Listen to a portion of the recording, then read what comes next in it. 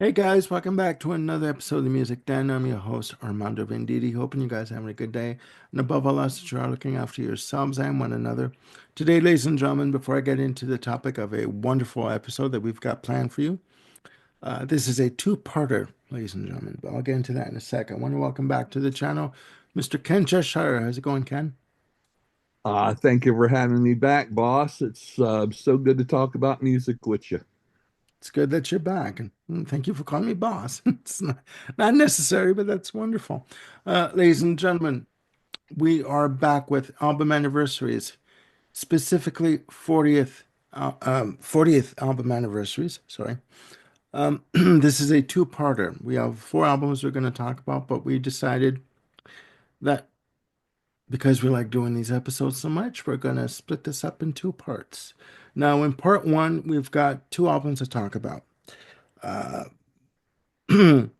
both released on May 13th, 1985, and those albums are Dire Straits, Brothers in Arms, and New Order, Low Life. And the first one that we're going to talk about is Brothers in Arms from Dire Straits. Now, as I get my information up here, Brothers in Arms, released by Dire Straits, was the band's fifth release, recorded from November 2nd of 84 to March 31st of 1985, released on Vertigo Records in the UK and in Canada, and on Warner Brothers Records in the US. The album was produced by Neil Dorfman and Mark Knopfler. Uh, this is interesting. The album playtime has a playtime of 45 minutes and 40 seconds. The CD has a playtime of 55 minutes and 15 seconds. So a good number of the tracks uh, in their are in their original form on CD. The album, there are certain tracks that have been edited down, and me personally, I prefer the original extended version of the tracks. But due to restricted playing time on vinyl, because you only have up to about 20 minutes per side of playing time, the tracks had to be edited down. Now, playing in the band at this point in time for Dire Straits, or playing on the album, you have, bear with me, it's a list. Mark Knopfler on guitars and vocals, uh, John Isley on bass and vocals, Alan Clark on keyboards, Guy Fletcher on keyboards and vocals.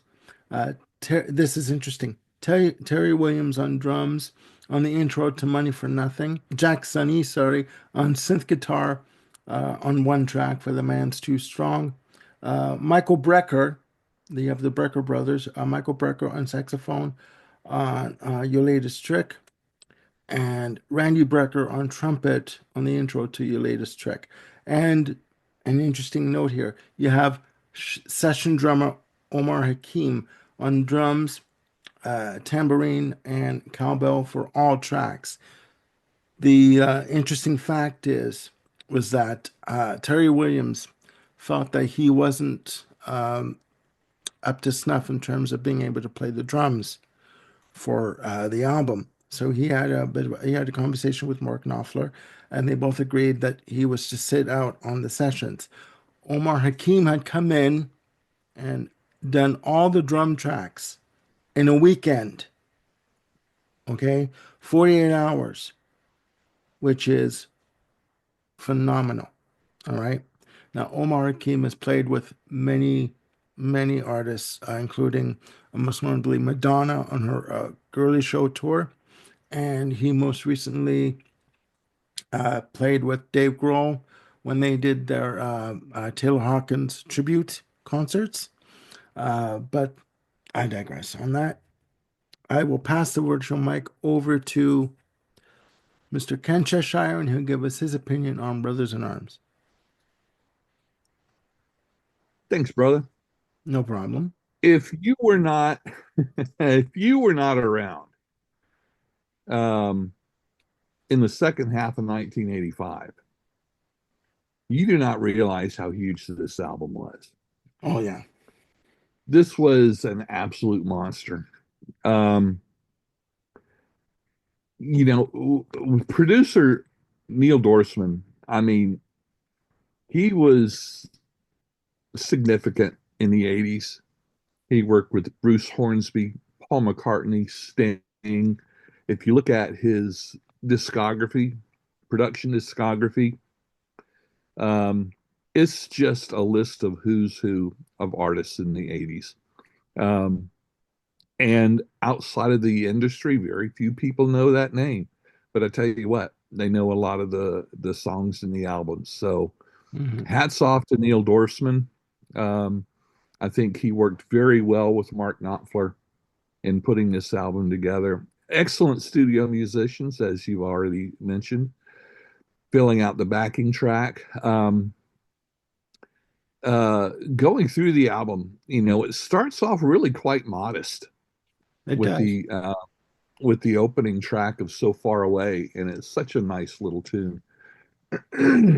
um, uh, Still gets a fair amount of radio play on AOR stations these days. And classic rock But radio, then yes. it goes into yeah, goes into the monster song "Money for Nothing." Um, it wasn't until this was released on compact disc that I realized the full version of this song. The single version, the edited version, was all over the place on radio and on MTV and all of that. And honestly, I kind of gotten my fill of it just because it was played so freaking much.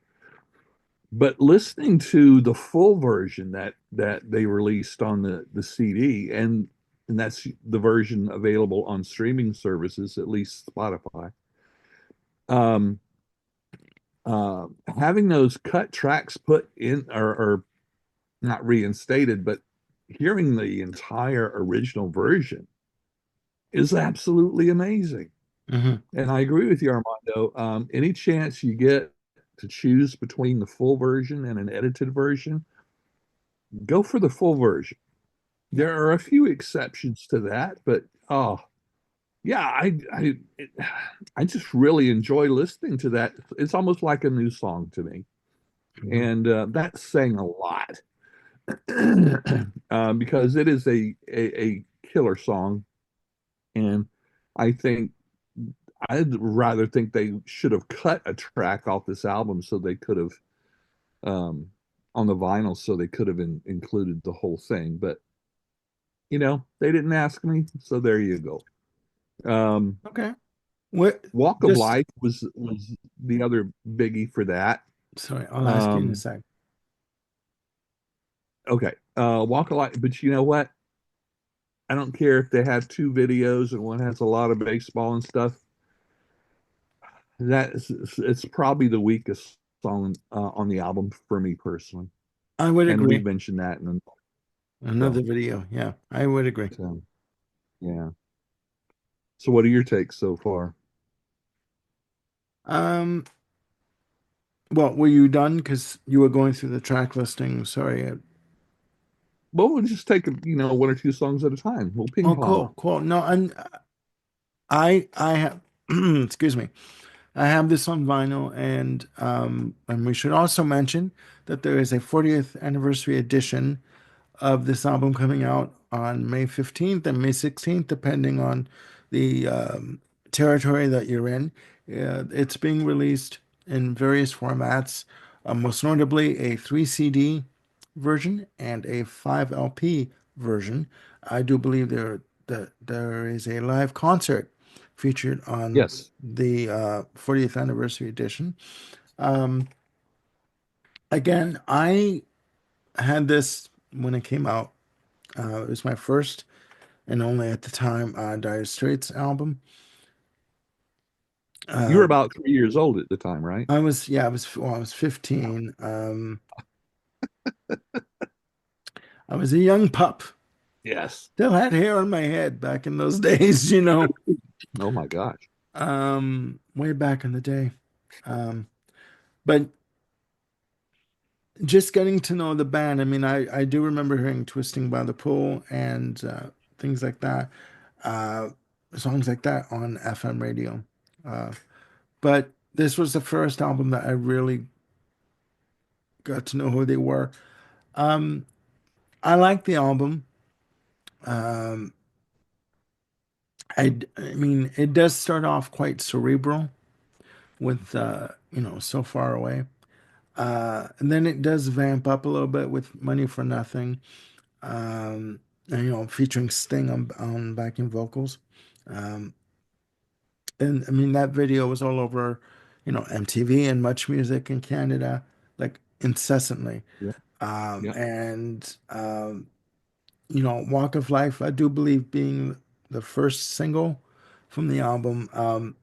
It is a weak link in the chain for me. I'm not really a fan of, him going woohoo, in the song. You know what I mean? Like, Yeah. it to me, it just as strong as this album is, that one song, with the keyboard intro, it does sound very lightweight, and like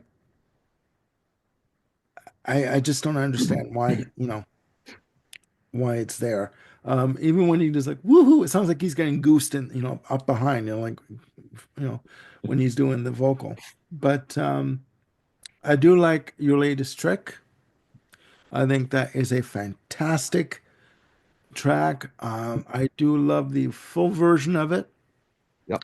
um, featuring the Brecker brothers. And I've said this before, when I hear the sax being played and the trumpet, intro, especially the trumpet intro, it reminds me of Chuck Mangioni's "Feel So Good."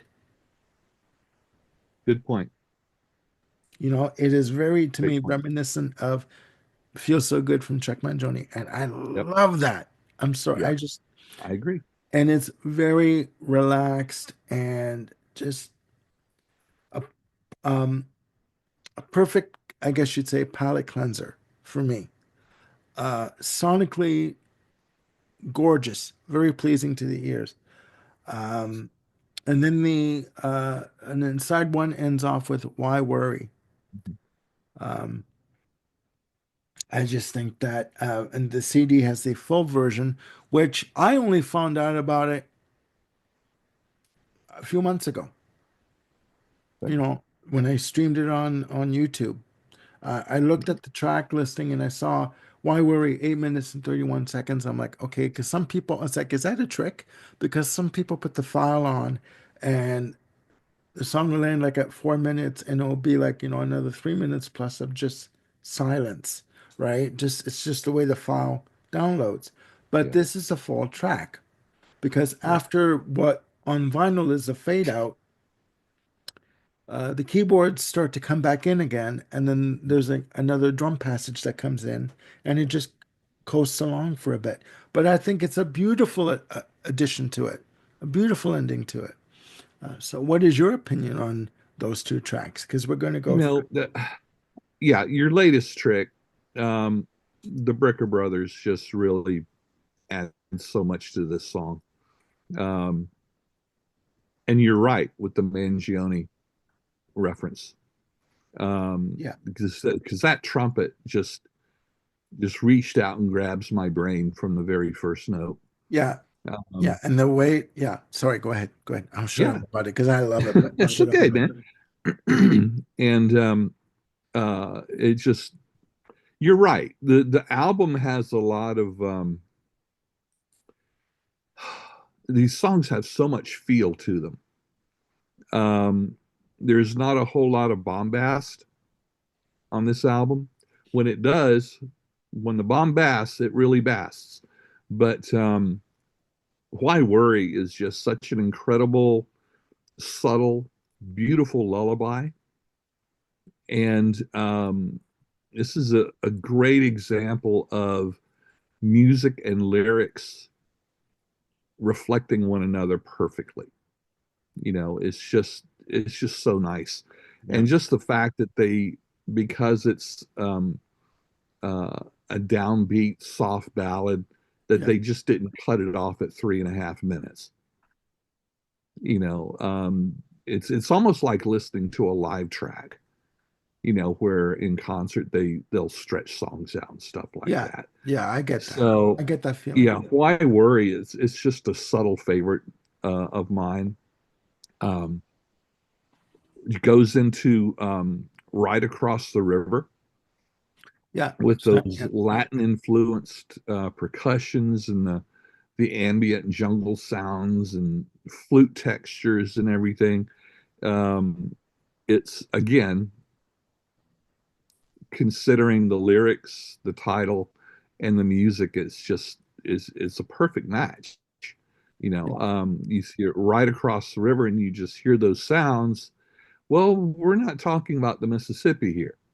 This is Yeah. probably the Amazon. With all the wildlife. So this is another one of those songs that, like you rightfully say on so many songs, it takes you on a little journey, Yeah. and that's what usually the best of songs do.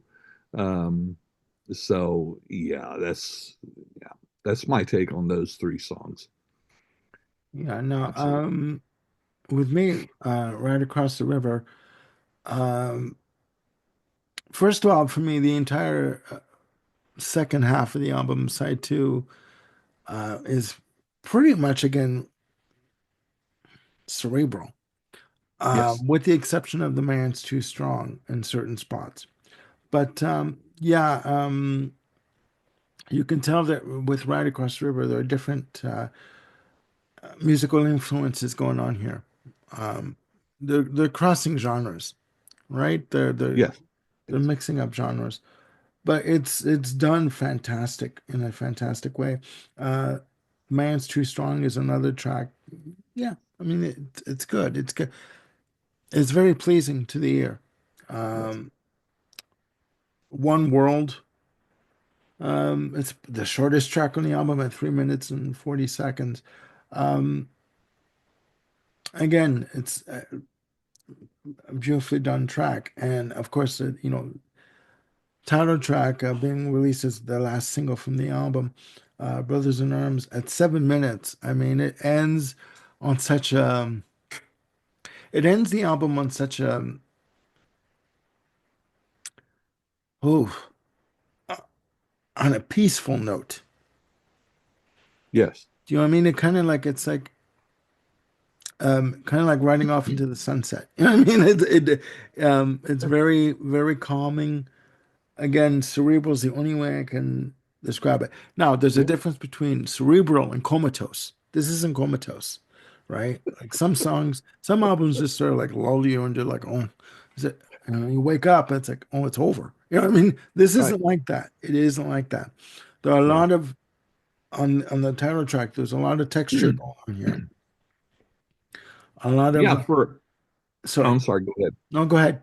I'll shut up. Okay. So the man's too strong. Um, it's dark. It's confessional, which I find very interesting. You've got that acoustic guitar intro, Hmm. and then those uh,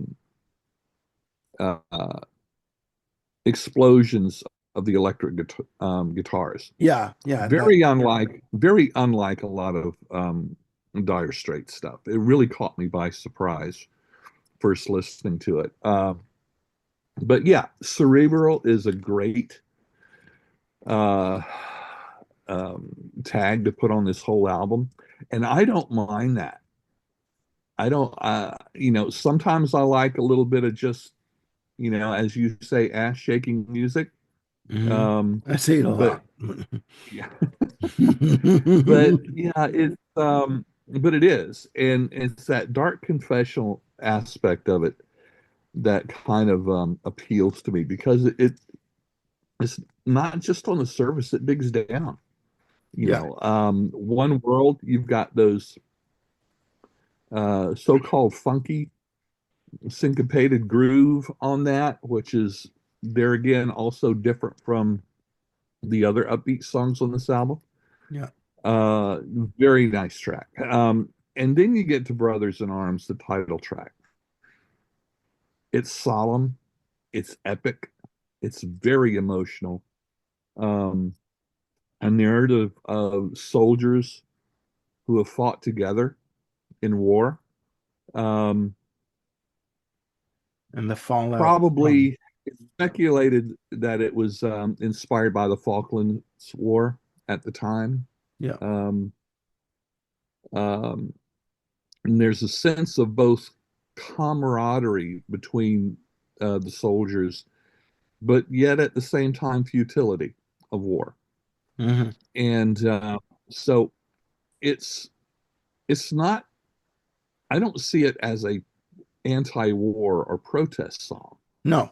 To me, I see this as a eulogy.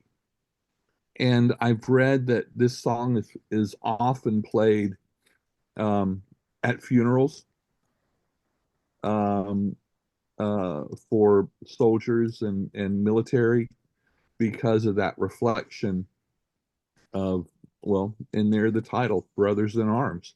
Yeah. Um, there's also been speculation that it has to do with various types of civil wars, Hmm. brother fighting against brother, and the tragedy of that. Hmm. But technically, even from if you got soldiers from different countries, yeah, we're still human beings. We're Exactly. brothers of the world. You know, Exactly. but Um, like I said, not so much of a protest song, but it's a eulogy, and that really strikes home to me, having lost so many people in my life over the years. Um, and I've never even been in the military, but I get it. yeah. Yeah. No, for me, as I'm itchy here, sorry. For me, Brothers in Arms, the track to me kind of feels like it's a metaphor for life, meaning that nobody goes through life unaffected. We're all Yes, touched. yes, We're all affected by things that happen to us and yes, in life, and we are a product of our experiences to a large absolutely, extent, right? absolutely. So, you did mention, just to backtrack a little bit here, you did mention that there was one track that you'd maybe want to remove. I mean, I know which one I'd like to remove, but which one would you like to remove? Oh, yeah. It'd be Walk of Life. I could do with that one. You know, when we talk about Close but No Cigar, almost perfect albums, that's the song I would skip. Yeah, I would too. I would just like to Remove know. that. Yeah, remove So, that and put the entire edits of the other song. yeah, make some room. Yeah, Yeah. exactly. But, it resonated with a lot of people, so more power to them. No, I know. I know. Um, and let's just backtrack for just a split second here. The fact that they called in Omar Hakim to come in and do all the drum tracks Yeah. for these songs, and the fact that he Yeah. was able to do it, from what I read, in one or two takes. Yes. Well, Excuse me? not his first rodeo. Yeah. Like, whoo wee! Like, are you kidding me here? Like, classic. Like, Yeah. just amazing, amazing. Yeah. So yeah, no, that's a feat, in and of It is a big itself. feat. Yeah. Yeah. And Um, talking about the 40th anniversary, that at the time this video airs, it was going to be right around the corner. yeah, In addition to the three CD, like I said, two CDs are a live concert from 1985, um, from San Antonio, stop on the San Antonio tour. Um, there's also at the same time going to be released a 5 LP version of the 40th anniversary. I'm not sure how the tracks are going to be separated, but it's my understanding that the full version of the songs are somehow included on this. There will also be a single LP released, but it will have the edited versions because they still cannot really fit um, that much on the album any more than they could back then. yeah, due to time constraints. That's right. Yeah. I don't know if the two CD live show is a full show. Um, but I would imagine it's pretty close. But I'm skeptical. But hey, I'll take what I can get. 14 tracks live.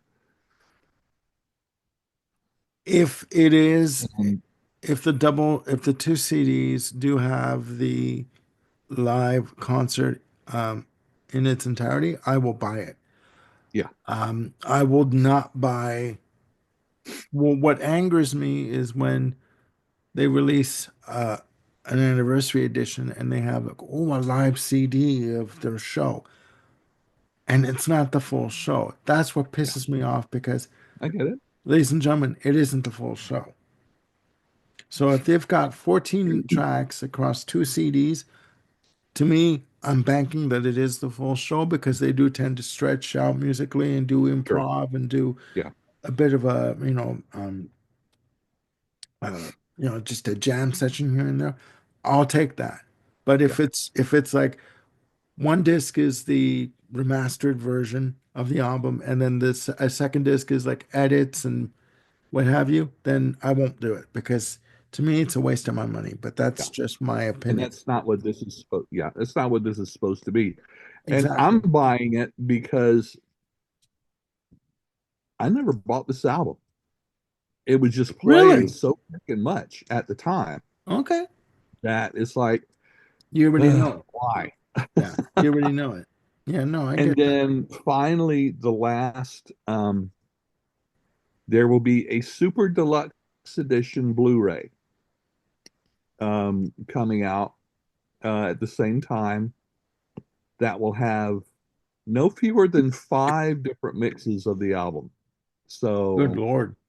that should be interesting. A couple of Dolby Atmos, a 5.1, um, one it's the full album, just instrumental tracks only. If you like to do karaoke at your house. Um, and I'm not sure what other features it has. I believe the SDE shop, is pre-selling that. Yeah, But and it might be too late. It's probably too late because they have a y- limited edition. But yeah, so this will be my first purchase of this album, and doggone it, yeah. Um, with the full tracks and the tracks I was not previously aware of, I'm probably going to enjoy this more than I thought I would. oh, that's But at the fantastic. same time, 40 years, yeah, 40 years of not listening to it is was probably good because it doesn't feel so overplayed. That's And I exactly don't right. listen Yeah. to, yeah, I don't listen to pop radio or any kind of radio these days anyway. Yeah. So enough time has passed that I can, except for the one track, I can Mhm. appreciate it for what it is Yeah, again. exactly. Exactly. Oh, that's good. That's good. I didn't realize that you didn't have the album when it originally came out. That's Yeah. interesting. All right, ladies and gentlemen, we are moving on to another um, album that was released on May 13th, 1985. From one end of the spectrum to another, Golly, we yes. have New Order with Low Life. New Order started out in the 70s under the name of Joy Division, fronted by Ian Curtis. Ian Curtis, unfortunately, had committed suicide. Uh, Joy Division, the one single that they released that I remember was called Love Will Tear Us Apart Again. Hmm. Um, the After dealing with the death, the unfortunate passing of Ian Curtis, the remaining members regrouped and reformed under the name of New Order. Now, for this album, you have Bernard Sumner on guitars and lead vocals, Peter Hook on bass, fantastic bass player, Stephen Morris on drums and percussion, and Gillian Gilbert on synths, keyboards, and programming. Although everybody in this band is a multi instrumentalist. Now, Low Life is New Order's third release. recorded in 1984, released to Factory Records in the UK and Quest Records, run by one Quincy Jones, um, produced by New Order. The album has a playing time of 40 minutes and 5 seconds. There are 8 tracks on the album. There were, I believe, 2 singles released from this album, Love Vigilantes and The Perfect Kiss. Um, I will reserve my judgment. I'm going to pass judgment, but I'm going to reserve my judgment until my co-host and cohort gives his opinion on said release. Take it away, Ken. Okay, 1985, New Order. Um, I was familiar with the Joy Division song "Love Will Tear Us Apart." It got a lot of radio play where I was in college at the time. Hmm. I, if you asked me to name a New Order song, I probably couldn't do it. If you told me some of the singles or whatever, I might be able to say, "Oh yeah, I've heard that one." This was the first time I listened to an entire New Order album. Hmm. Um,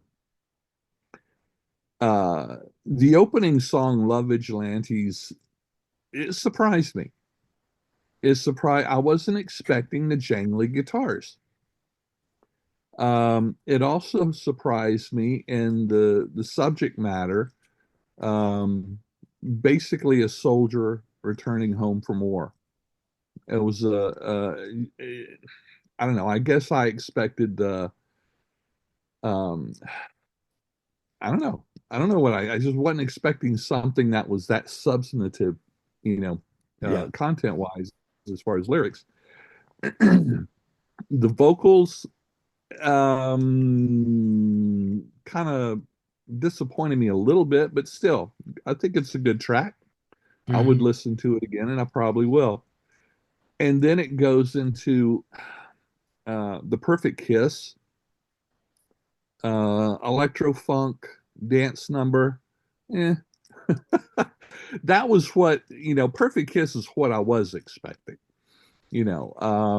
from, the electronica genre of the 80s that Yeah.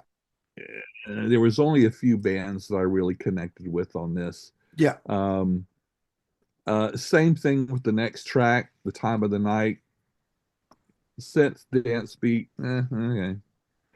Um, the rest of the album is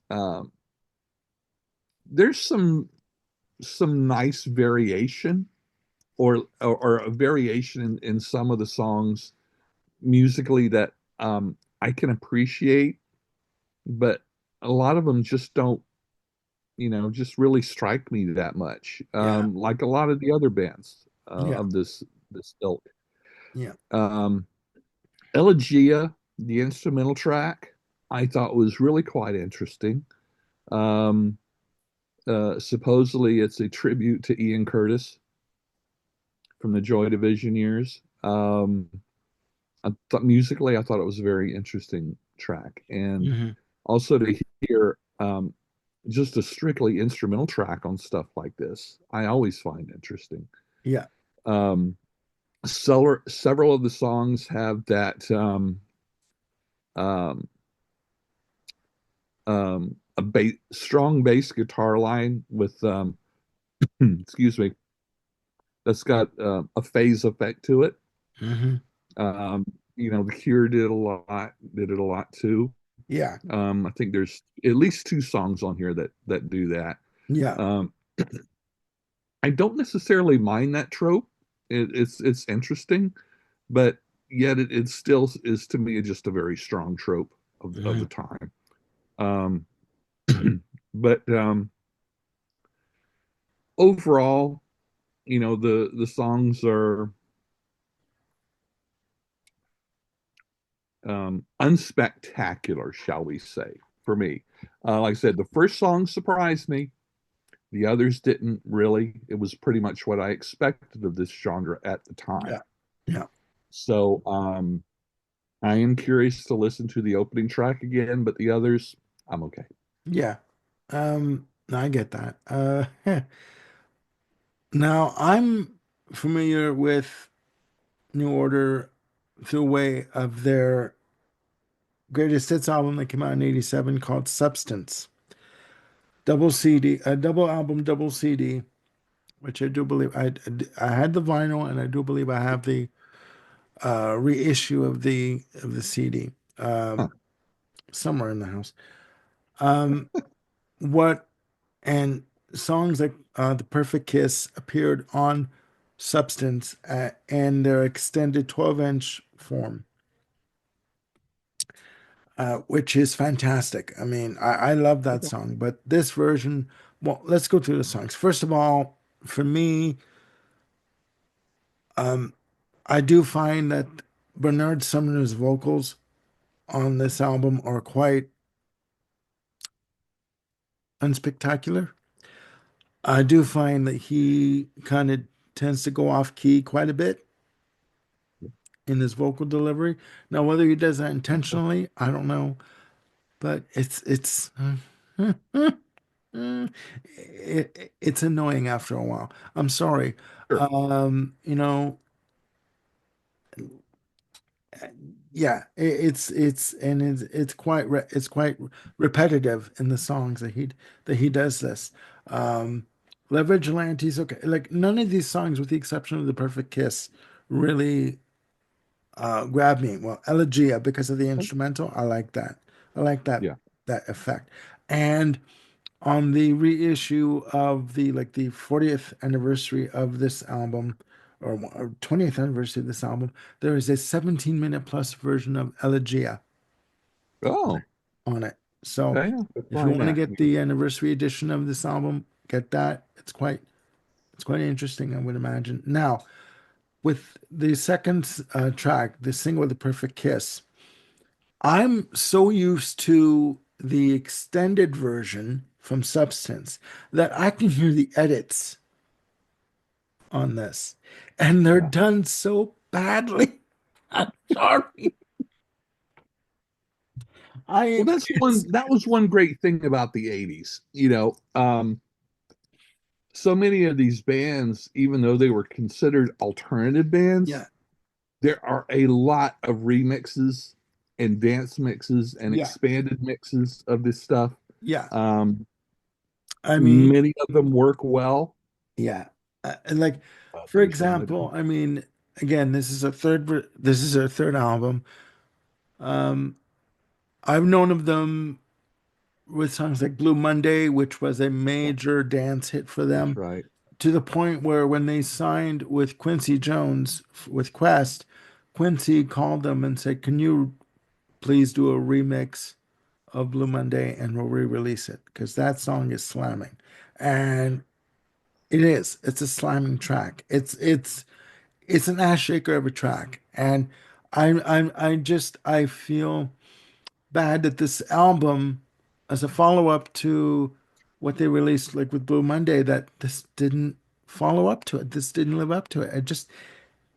There's nothing on this album with the exception of The Perfect Kiss, the extended version, Yeah. and Elegia, the extended version, for me really li- lives up to the hype. There's nothing on this album that really stands out to me with the exception of those Okay. two tracks. I mean, they would follow this album up with the album Brotherhood in '86, which features the song Bizarre Love Triangle, which Okay. again, Robert Shep Pettibone did an extended mix for Bizarre Love Triangle, which if you can get Substance, that's on there, which is fantastic. I love that song.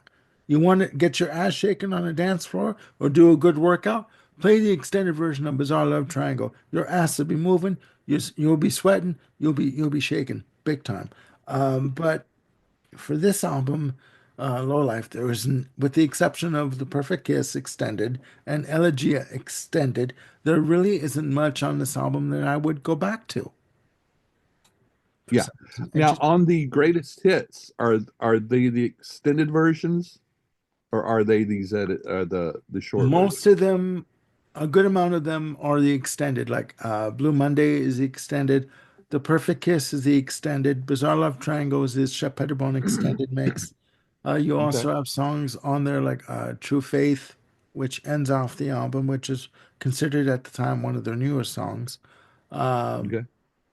but uh, yeah, most of the songs on Substance are the extended version. So if you can get yourself a copy of Substance, because there is a box set re-release of that album, which I do have.